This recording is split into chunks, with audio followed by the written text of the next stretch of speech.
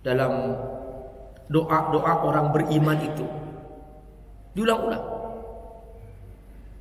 Jadi kita ini Pak, sulit istiqomah, sulit konsisten kalau masih tergoda oleh setan. Ar-Rahman 'allamal Qur'an khalaqal insan 'allamahul bayan.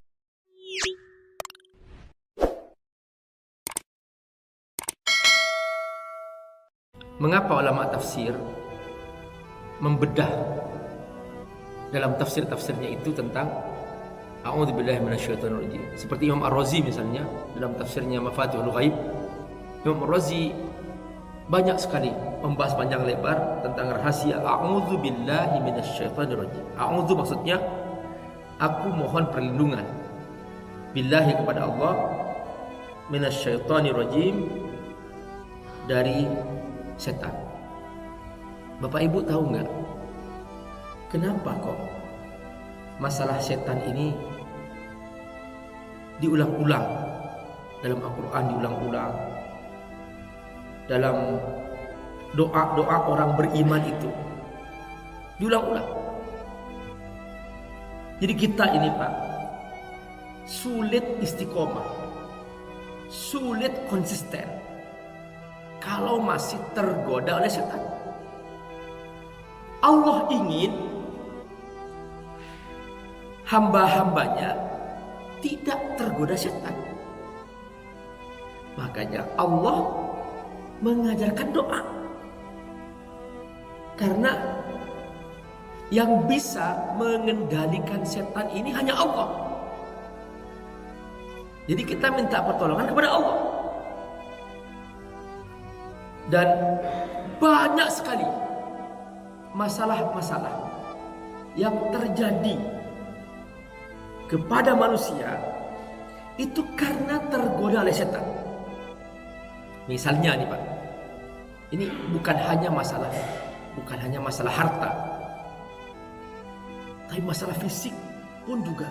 Banyak penyakit fisik itu terjadi karena ikut setan. Penyakit HIV,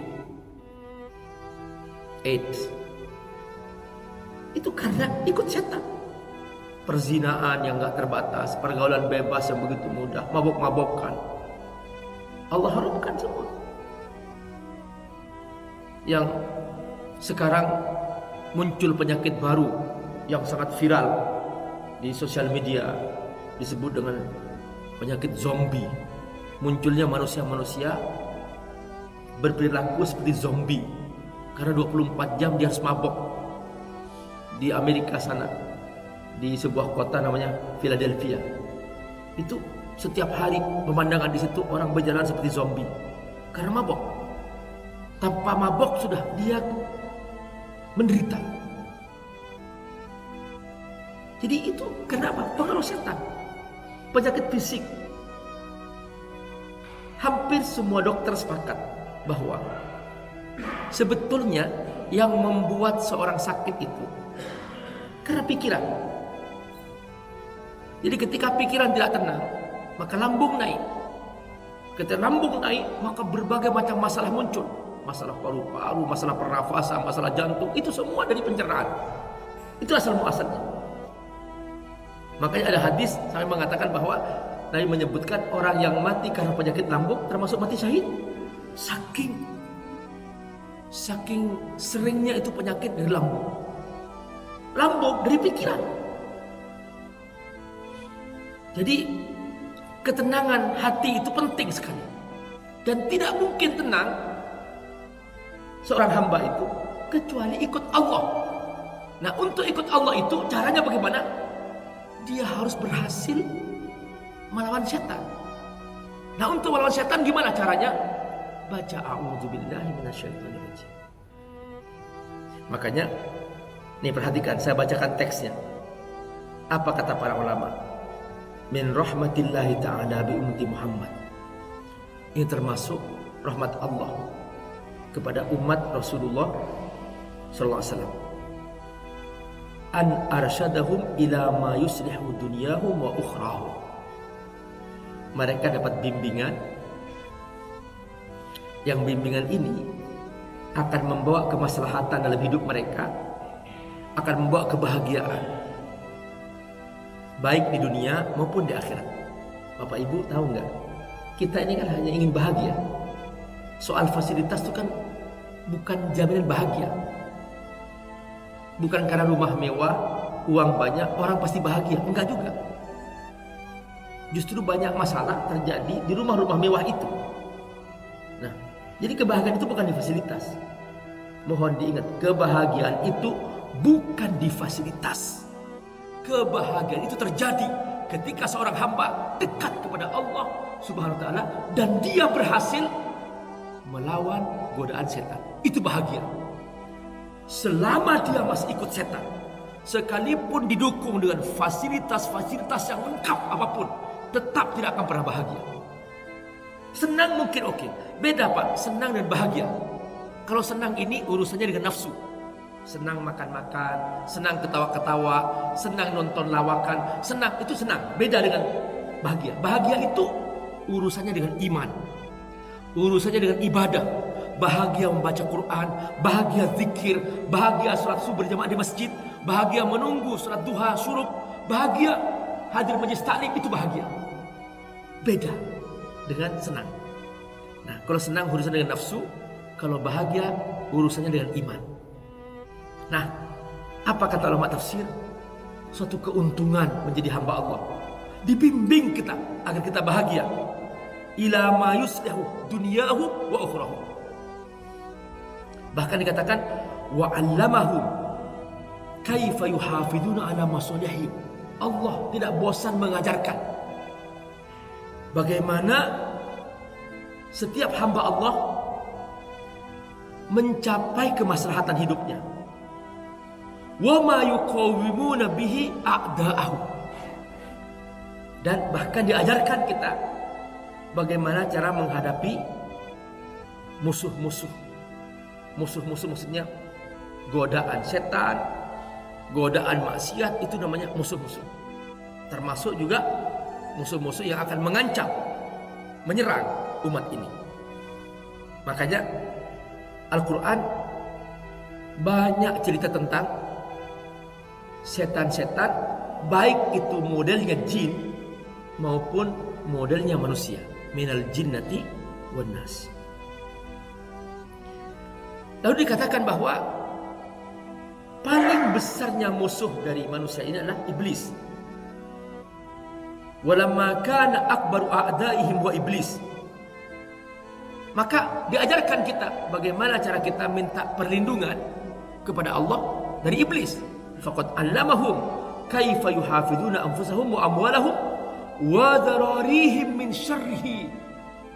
Kita diajarkan minta perlindungan, bagaimana kita melindungi diri kita, melindungi harta kita, melindungi jiwa kita, melindungi anak-anak kita dari godaan setan.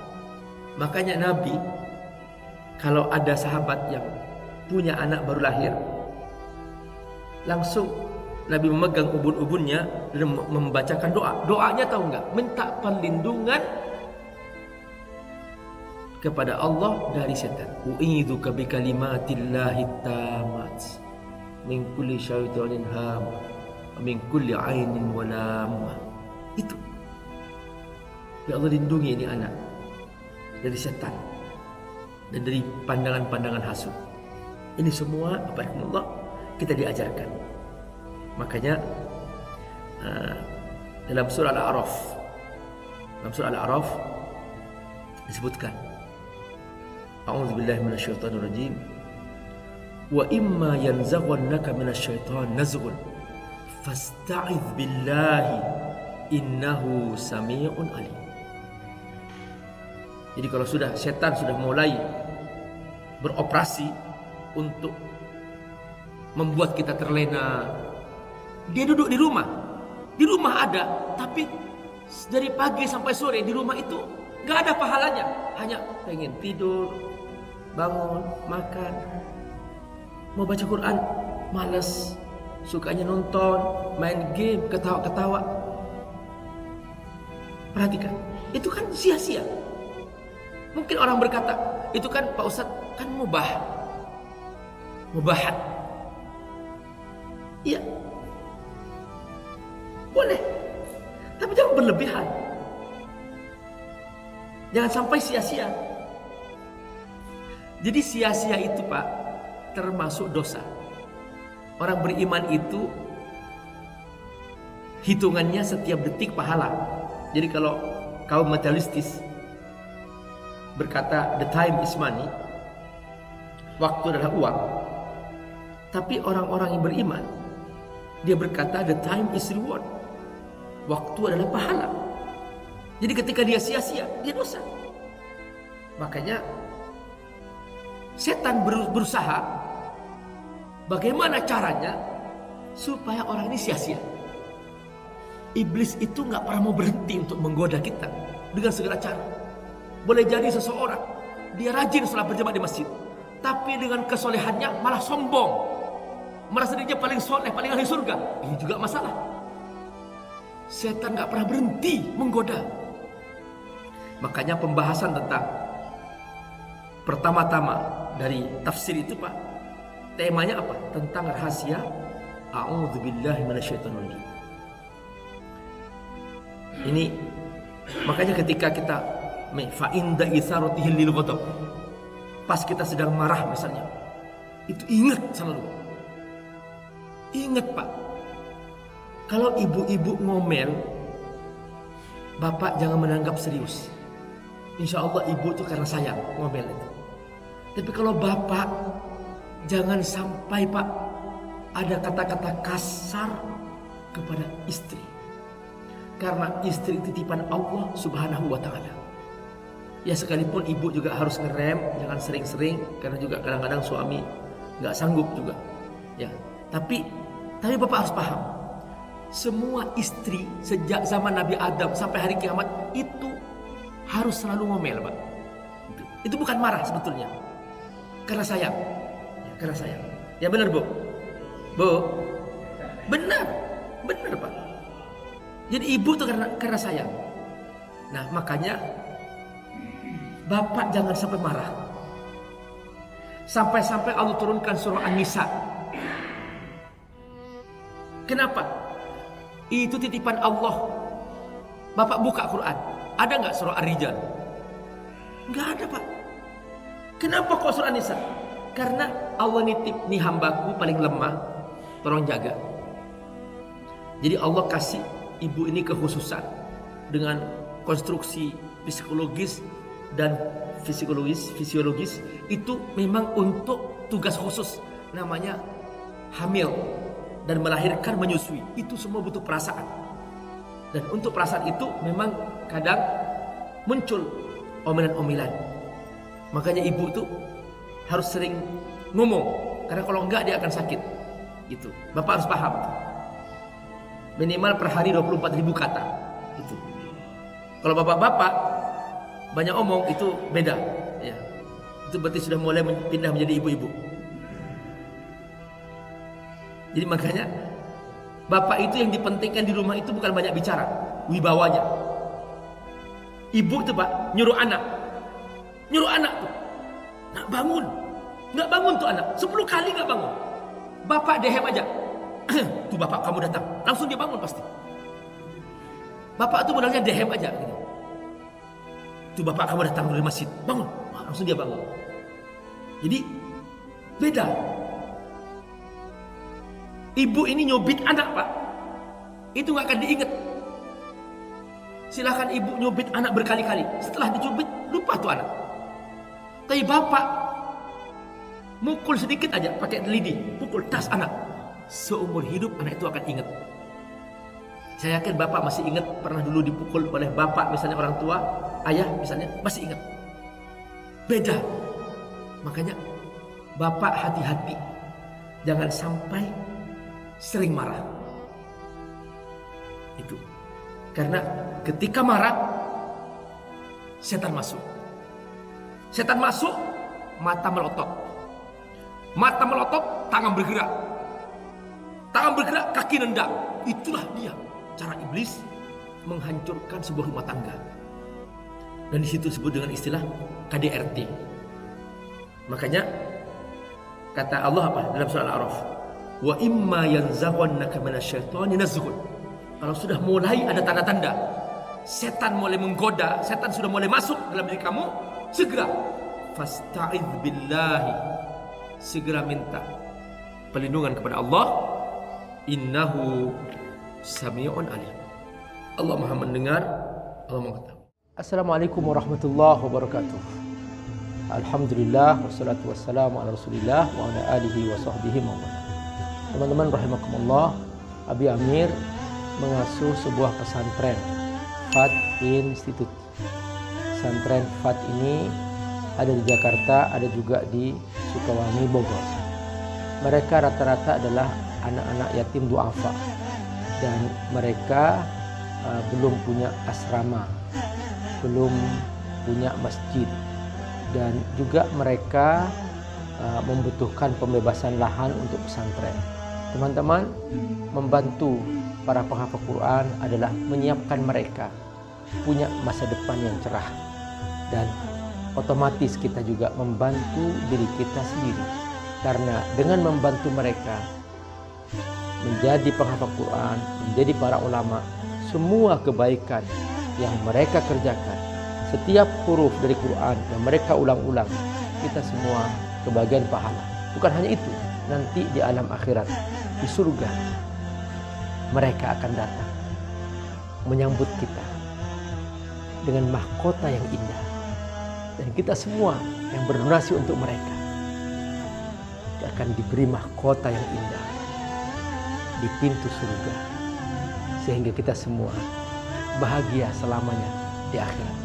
Ayo bergabung membantu para santri yatim duafa penghafal Al-Quran di pesantren Fadl Tafsir di Sukawangi, Bogor, melalui rekening di bawah ini. Semoga Allah berkati. Assalamualaikum warahmatullahi wabarakatuh.